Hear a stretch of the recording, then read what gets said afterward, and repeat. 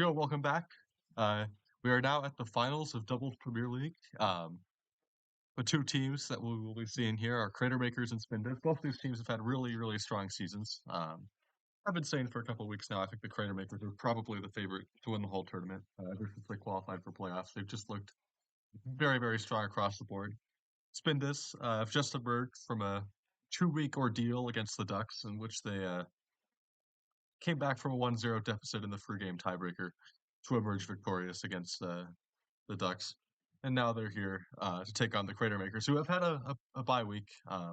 Sometimes it's not actually very helpful because can like take a little bit of the momentum a team has.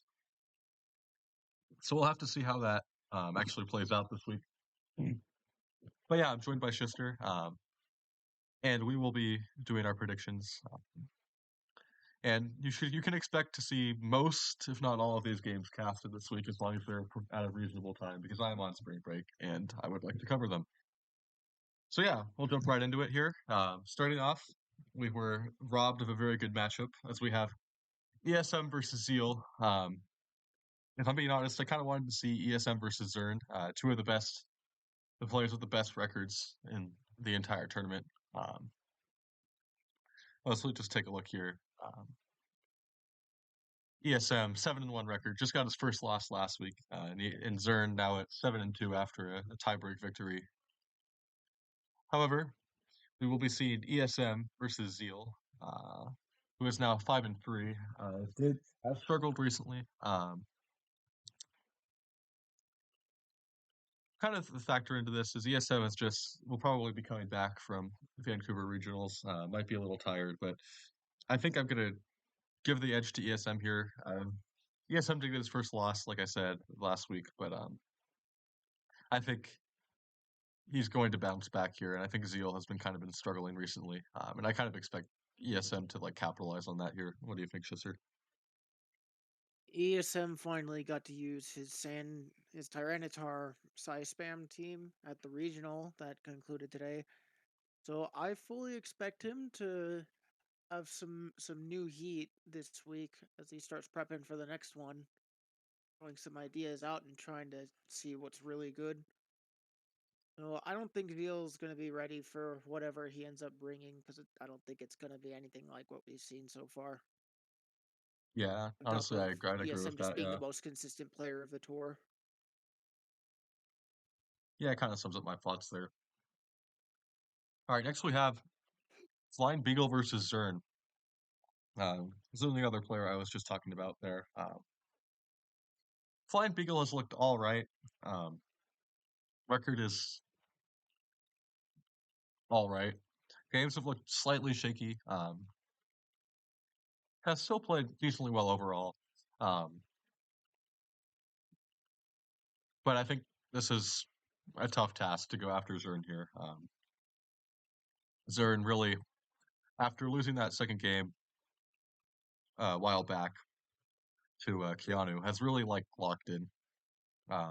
He's gone from 2-2 to 2-2 to 7-2. He's won 5 weeks in a row, and Flying Beagle's going to really have to like come up with something here if she wants to compete. Um, so I'm going to give the edge to Zern here. I think this is kind of similar case to ESM. I think this is just one of the best players in the tour, and it's kind of hard to predict against him right now. At risk of sounding biased or toxic, this feels like a slot sacrifice in a little bit. I too am a bit disappointed about not seeing ESM versus Zern, but it is what it is, and I I feel like this slot might be a little mismatched just in the favor of Zern, who's very clearly having an excellent tour.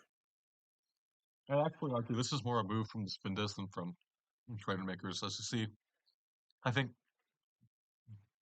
Spinda's opting to try to get it. I think with Crater Maker's SV, I think the first slot is definitely like more consistent than the other two slots.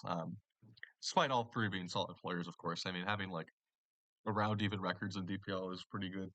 Um, but I think what they kind of wanted to do here was not risk CERN against someone, well, the person who is probably most likely to beat him here.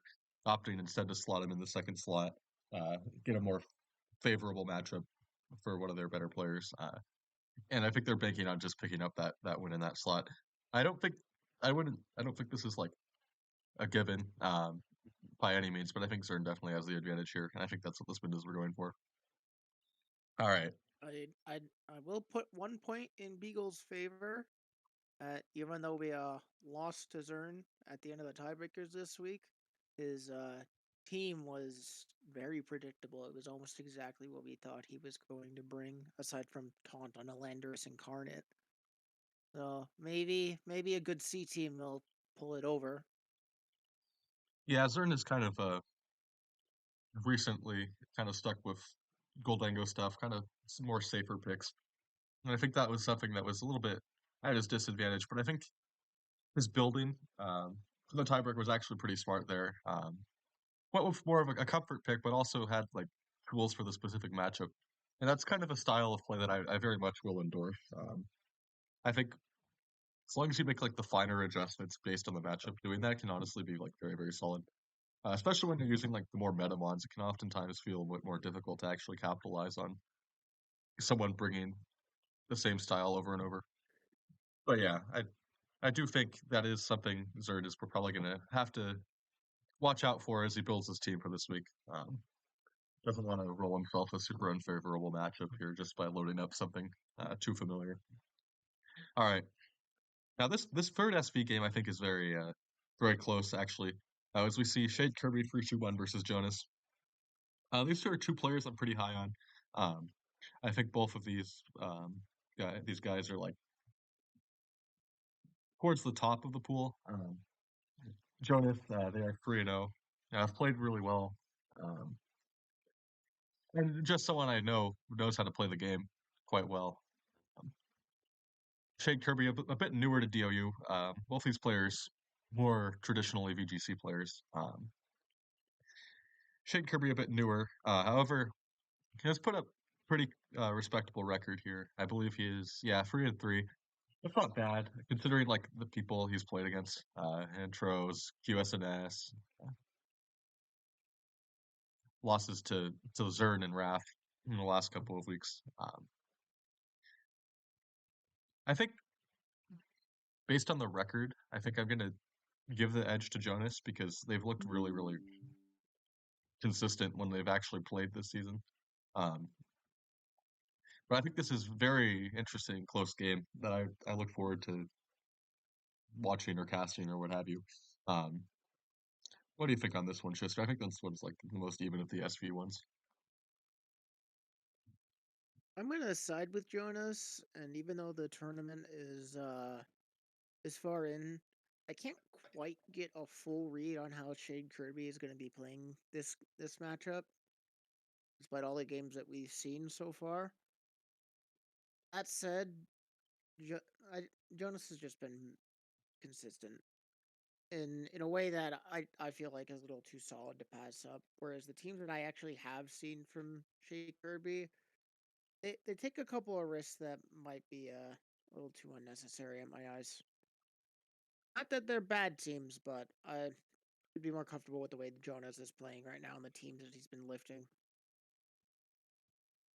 Yeah, that's true. These are also two slots I expect will get heavy building help um, from managers or other teammates. So I'm curious to see this one. All right, moving to DUU now. I guess since it's the finals, I can't skip this one like I would want to. But we have Robbie versus Kaori. Um,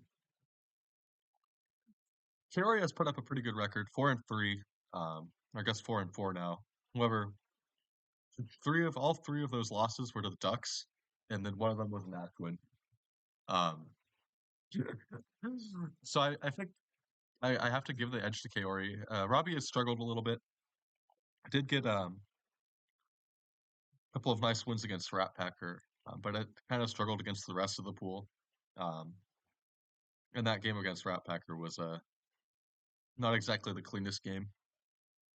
And I think Kaori is just probably the safer bet here. I think this is a close game though. I don't want to count Robbie out. Win against Rat Packer twice. It's pretty impressive. and despite struggling a little bit, is still 3-4. So the records are very very close.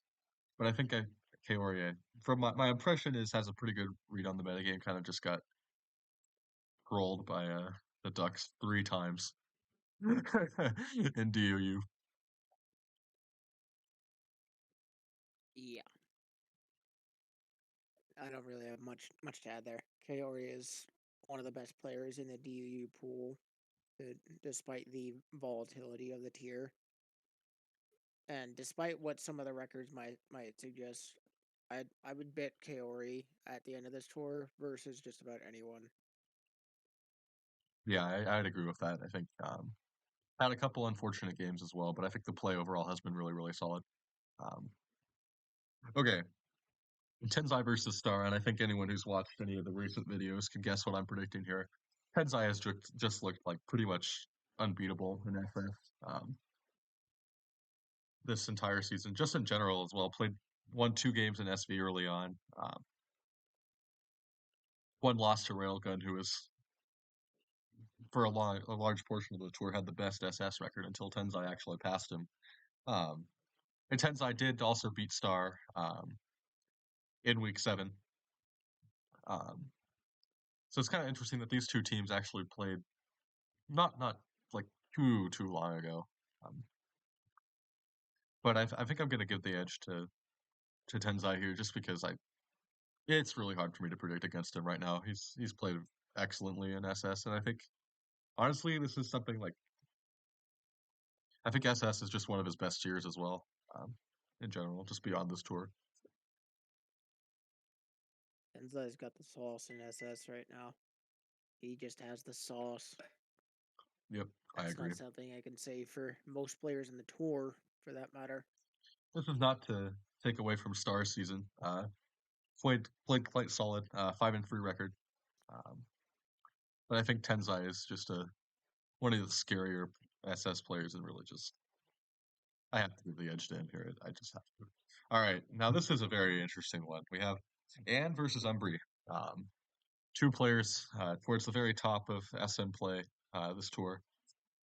Um, Umbri 6-2, and I believe 4-2, I guess, in SM. Um, for some reason, I thought it was 5-2. Must have played another tier. Um, and actually did beat Umbri the last time they met. This is an interesting matchup. I kind of am having a hard time predicting against Anne right now. I think Anne has been really, really solid, but Umbri has just done like a really excellent job this entire season. I believe sitting at I guess 7-2 now in SM. Hmm. I don't. Why don't you take this one first, Tristan? I don't really know. I need to think about this one a little bit more. This is pretty close in my eyes. Honestly, this is very similar to the last predictions as far as feeling goes, where we had Anne versus another really strong player. I don't. I'm having trouble remembering who it was right now because it was 2 weeks ago now. You look at the record sheet. Yeah,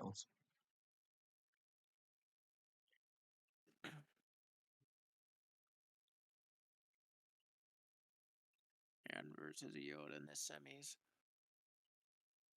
Yeah, yeah, Anne has a lot of momentum, and I kind of said this last time I was doing predictions around Anne, but it's just a gut feeling for me right now that Anne is gonna take it all the way.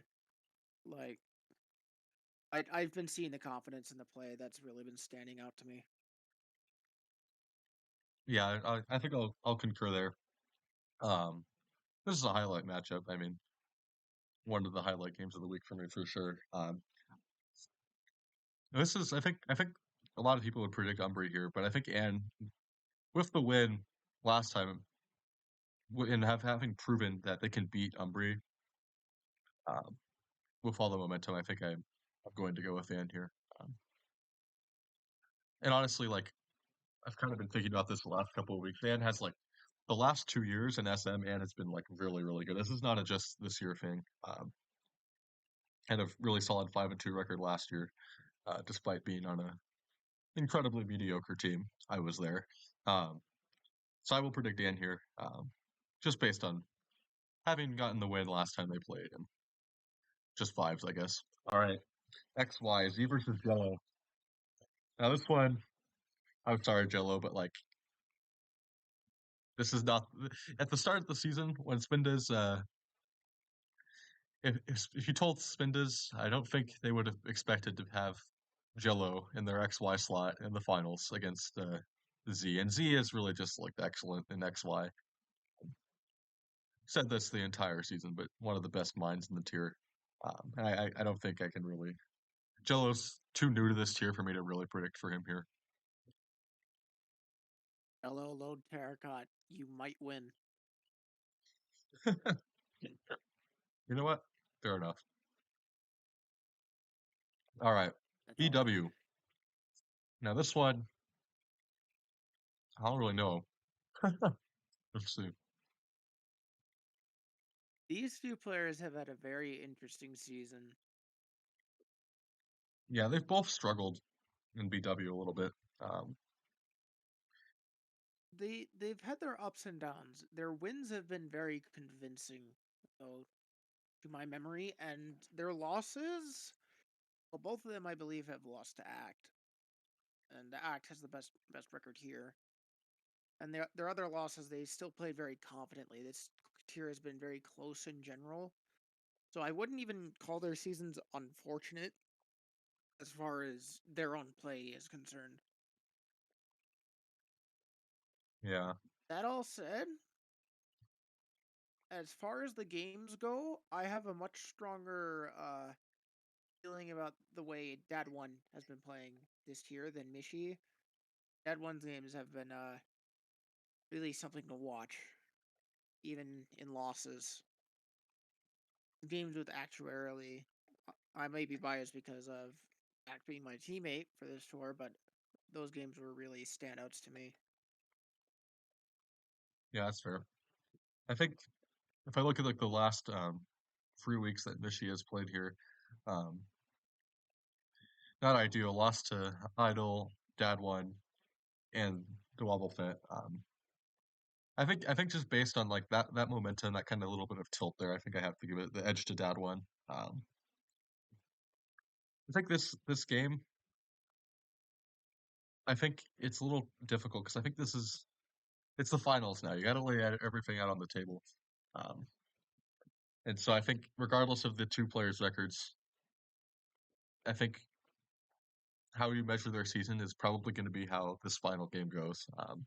Kind of middle of the pack, but this is when it like actually really matters. And I think these are two great players. So I think this is, despite the records, this is one to keep an eye on. Um, this is this really is like it's going to come down to just a lot of prep, who preps, that Pull kind out of your thing. Verizions, all your goofy mons that have been waiting to be used all season. It's time. It's time. But yeah, I will give the edge to Dad One here. I just think losing three in a row is kind of unfortunate for momentum, especially going into the finals. But this is a close one for sure. So I did predict ESM, Zern, Jonas, Kaori, Tenzai, and NZ. So I know I am predicting a tie here. So smite me if you must, but I think that's kind of just the way my gut is feeling. I think these teams are very even. Um, I think the way that the SV matchups actually panned out works a little bit against the creator makers. However, I think the key matches here, I think for me, are this DOU slot, SM, and BW. I think a lot of the other ones are really like there's like kind of a clear favorite. Um, but those I three in I would particular, I think, are going watch to decide the week. I would watch Zeal ESM for possibly an upset because Zeal's not completely out of that matchup. No, that's a good point. Yeah, Zeal started off incredibly strong this season. If he can bring back some of that play that he had early on, um, He started the beginning of my tilt off the face of the planet. yeah, I think this is a good finals. These are probably the two teams that most deserve to be here. I think I will say overall, I think this season was a little bit less exciting than last season's. Last season was very, very even across the board, but really very early on, I think I had the Crater Makers and Spindas really, really high on my personal rankings. So I'm not at all surprised to see these two teams here. I'm looking forward to seeing how it pans out, to be honest. I'm kind of hoping we don't get another tiebreaker because that would be like and drag on the tour a little bit. But we'll have to see what happens. So yeah, thanks for watching. We'll catch you next time, possibly for tiebreakers, but we will have more coverage regardless. Still waiting to get up on the highlight games. I kind of got behind on that, but we'll get that up soon. Yeah, thanks for watching and see you next time.